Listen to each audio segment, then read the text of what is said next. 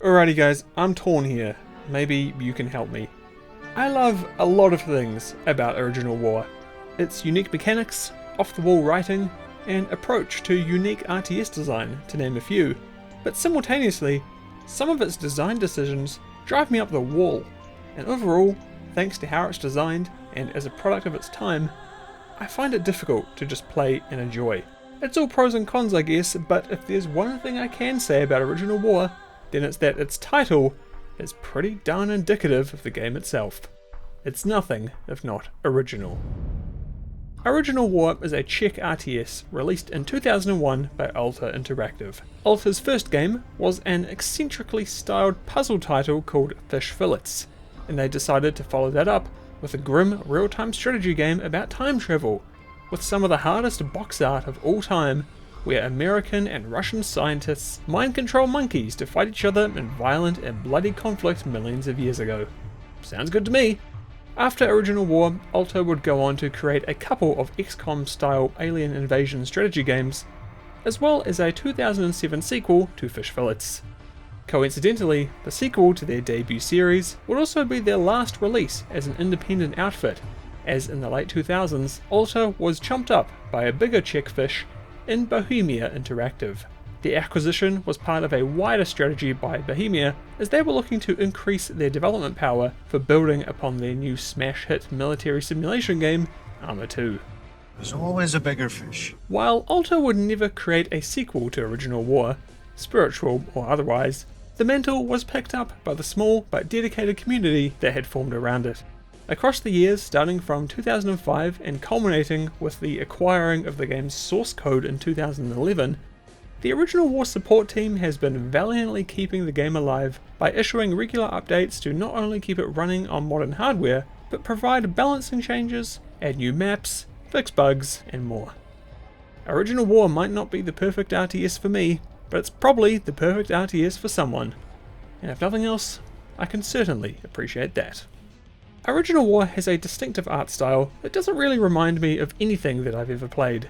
You could maybe say it has some Red Alert 2 vibes in terms of its terrain and overall style, but it doesn't have that immediately recognizable 25-year-old game pixelation that you expect from releases like this. Instead, Original War is shockingly sharp, almost like this is a much newer game masquerading as a vintage one. That is until you really get your face in it, where you can make out the pixels much easier and its roots become a bit clearer. You know what, now that I think about it, the extra resolution gained from running this on a modern PC is surely putting in some serious mahi here. I wonder, let's see, if we quickly bring this over to a desktop of the time, yeah, okay, that looks more like it. Still, how it looks on a flash, high resolution screen is how 99% of you will be experiencing Original War, so hey, lucky us I guess. Regardless of that, it's still a good looking game for its time. The major complaint I have with the visuals is that the effects are just kind of weak. They don't pack much of a punch, and it's often kind of hard to tell what is actually shooting, and then what's taking damage, and generally just what is going on. Nothing left to kill. It's a similar story with most of the sound design too, unfortunately. There's not a lot of feedback with things like gunfire and vehicles, but hey, at least the voice acting is plentiful, and it's also pretty hilarious, though at times it is very obviously a product of the early 2000s. Everybody ready? If you want to quit, quit now. You ain't got the balls, we don't want you going. So what the hell are the women doing here? We may have less between our legs than you, but a hell of a lot more between the ears, Sikorsky. Where the game does do well though are in its story campaign cutscenes, which are well voiced, uniquely designed, and actually pretty long. Original War has a lot more narrative behind it than I expected, with characters discussing plans and goings on mid-mission for often what feels like minutes at a time, which somewhat annoyingly does freeze the gameplay while it's doing so. But it's justified, because the story setup here is kinda complex. You play as John McMillan, who's part of a team travelling back in time to secure a rare earth mineral that could provide essentially unlimited energy through cold fusion. They're doing this because in the current day, the material called Cyberite is almost all found in its namesake of Siberia. The Americans have enough Cyberite to power an alien artifact called the Eon, which can send objects and people back in time. which is certainly cool, but there's not enough Cyberite for geographical dominance like the Americans obviously want. So the plan is to take a one-way trip back in time, set up mining operations in pre-human Siberia to extract all the Cyberite and then move it across over to Alaska, where modern day America can unearth and reap the rewards of Cyberite now located in their territory. But as you quickly discover, it's not just you there. Russian military forces have also found their way back to defend the Cyberite, as do the Arab nations looking for a piece of the pie. And so, the stage is set for war, 2 million years in the past. Some might call it the original war. Get it? Continuing from the American campaign, there is the Russian one, which progresses the story and approaches it obviously from the opposite perspective, though things are a bit different thanks to how the former campaign ends. Lastly, there was also a planned Arab campaign, but sadly it was cut from the game during development. This has however since been recreated from the cutting room floor and is available as a mod through the Steam Workshop. One thing I really didn't expect were in-game decisions being available to be made throughout the campaign, and pretty often too. Admittedly, some do just lead to your death, which cause you to just have to reload and make the other decision, which isn't really a decision, but hey, they're not all like that. The most hilarious one is right at the start of the American campaign, where you can choose to just not go back in time at all, and end the game right there, Far Cry 4 style. There's even a unique, albeit bleak cutscene to cap it off. Like its decision making, there are other things in Original War that often make it operate more like an RPG or a squad-based tactics game than an RTS. It finds a unique crossroads that I haven't really seen replicated anywhere else. Because thanks to the story setup, you can't be expected to train new units during missions, right? Because, well, how could you? You're 2 million years in the past with a non-expandable team on a one-way mission, so what do? Well, it cleverly gets around this by implementing an XCOM-like squad system, where at the start of the mission, you choose a number of team members to come with you. These members have certain specialities like a soldier, mechanic or engineer, and they level up and gain XP throughout the missions. There is still base building, resource gathering, and research trees like traditional RTSs, but the way you expand your combat capabilities is through training the local ape men to carry out simpler tasks, which is hilarious, and building vehicles through a surprisingly cool customizable building menu, which kind of reminds me of Warzone 2100. Depending on your available research, you can spec out vehicles with different power plants, like solar or ICE, you can change its weapon loadout, and more. Fuel is a resource you also have to manage, and like your people, keeping your vehicles alive and functioning is almost as important as building them in the first place. Vehicles and squad members feel very significant in Original War, and that's a nice change of pace from the traditional meat grinder that you find in most RTSs.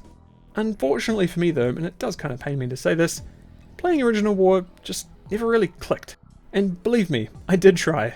It could be because of how unresponsive it feels thanks to some of the visuals and audio, or how slow some of the missions can be, or how punishing the game is at times. Or more likely it's a combination of all these three and more. I often found myself just kind of sitting around waiting for something to happen with a vague mission goal and no indication of how far away the next trigger was, and just having to reset a mission because I went the wrong way or something, or I got mowed down by enemies that I didn't know were there. Maybe it's because I've been spoiled by 20 years worth of modern RTS games, or maybe I'm just a little baby who can't handle it. So while I can absolutely respect the game's unique mechanics and gameplay systems, I personally was never really that engaged or felt much desire to keep playing. That's just me though. If you've got associated nostalgia for Original War, or are simply more enticed by its unique flavour of real-time strategy than I am, then I'm sure it's a different story. And if that's you and you're looking for more than what's in the base game, then mods have you covered too. A quick trip over to the Steam Workshop and you'll find a decent list of downloadable content for Original War, ranging from that Arabian campaign I mentioned earlier, to other large revamps like Sands of Siberia, the custom maps and missions.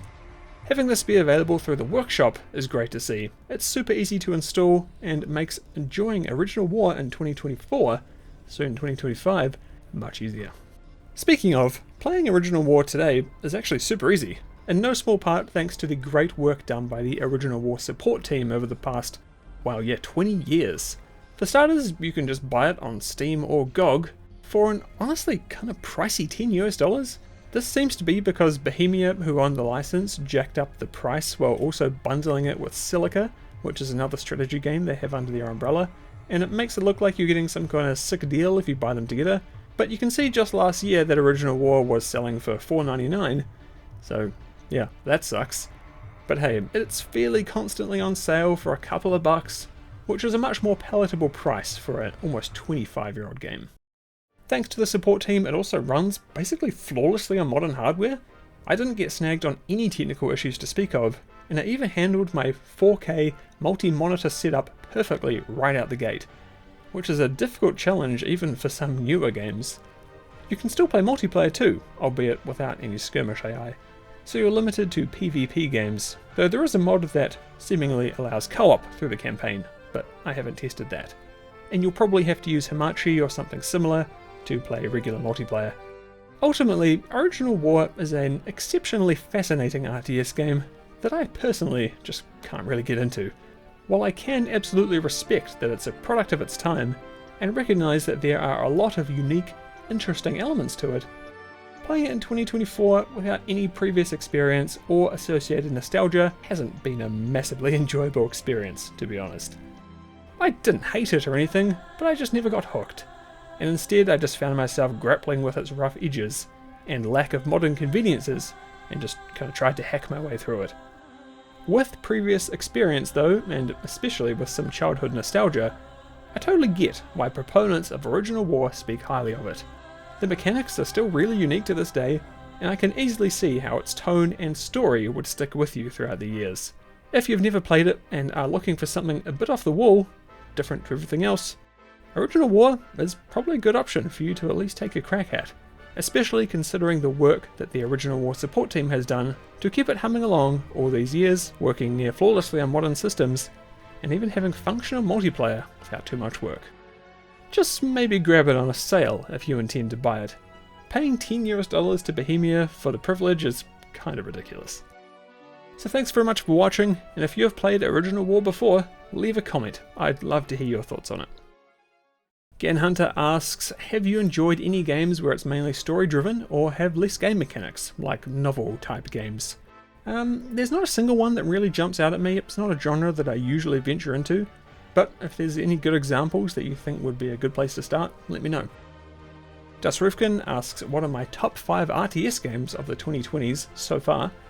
That is a tough one. I had to think about this. I think it's got to be Sins of a Sully Empire 2, for sure. I think Godsworn is up there. Big fan of that game. Beyond All Reason. Age of Empires 4, honestly, I'm a big fan of.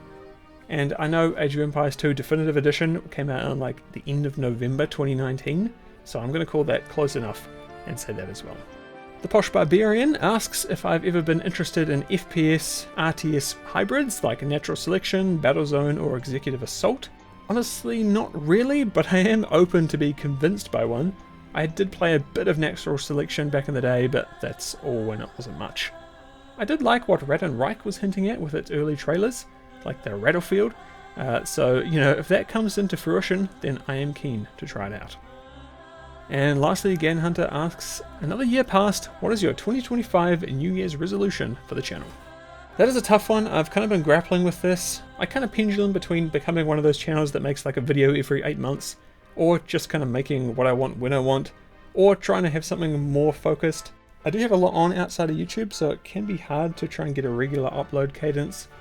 Recently I had like kind of a week on holiday and I just took a notepad and wrote a ton of stuff down in regards to kind of what I want to do with YouTube next year.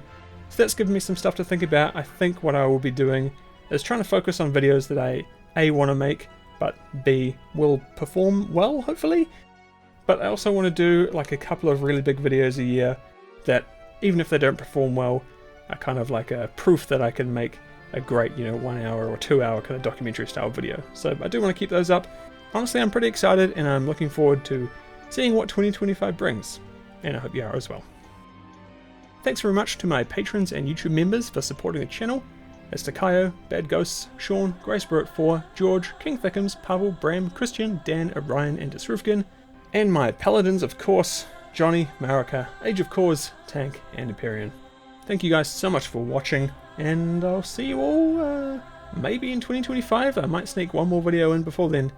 If there is, then I'll see you then, and if not, I'll see you in 2025.